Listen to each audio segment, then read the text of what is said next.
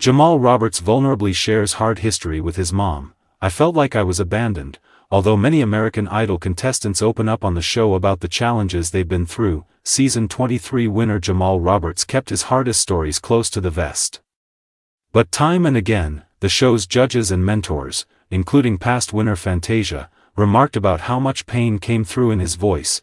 2 weeks after winning the show, the soul singer from Meridian, Mississippi, is starting to open up about where that pain stems from. On June 1, 2025, Roberts shared some of the challenges he experienced growing up during an appearance on the Love You More show. In a vulnerable podcast interview with host Willie Moore Jr., Roberts, 27, discussed how feeling abandoned by his mom and being raised by his stepmom and grandmother shaped who he is today. Moore Jr. told Roberts that he, too, hears the pain in his voice, asking where it stems from and how the dad of 3 girls uses his past experiences to fuel his music. "Well, let me start by saying this first," Roberts responded. "I'm not trying to hurt nobody's feelings, but when it's your story, it's your story. So, my dad got custody of me and my oldest brother when we was younger. He was 4, I was 2. And my stepmom raised me." Roberts paid tribute to his stepmom, Tabitha, during the 2025 Mother's Day episode on American Idol, sharing how instrumental she'd been in his life and revealing that she died during the COVID pandemic. Although she was a wonderful support system for him, he told Moore Jr., the pain of not having his own mom around while he was growing up is still raw for Roberts. Roberts explained, "What was going through my mind is, why my mom not here? You know? How?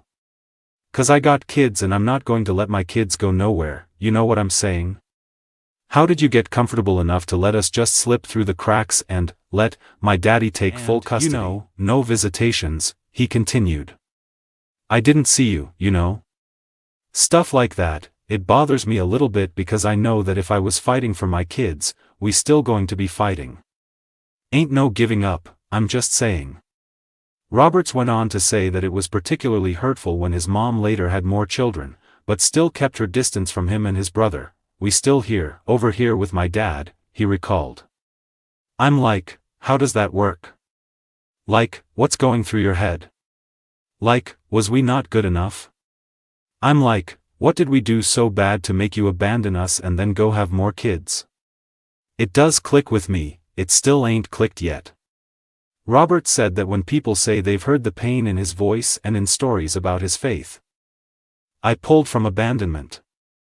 That was that, I was abandoned. I felt like I was abandoned."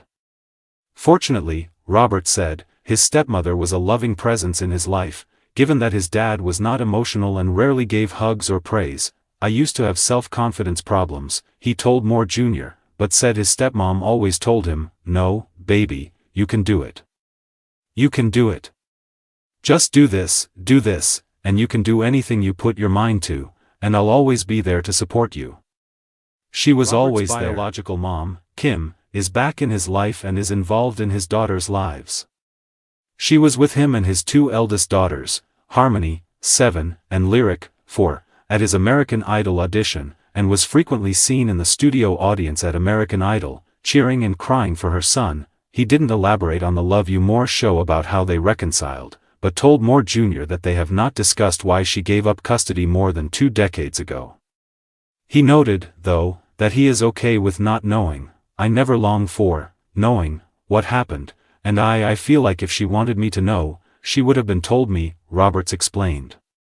"'Cause, I mean, she's in my life now and she's in my kid's life.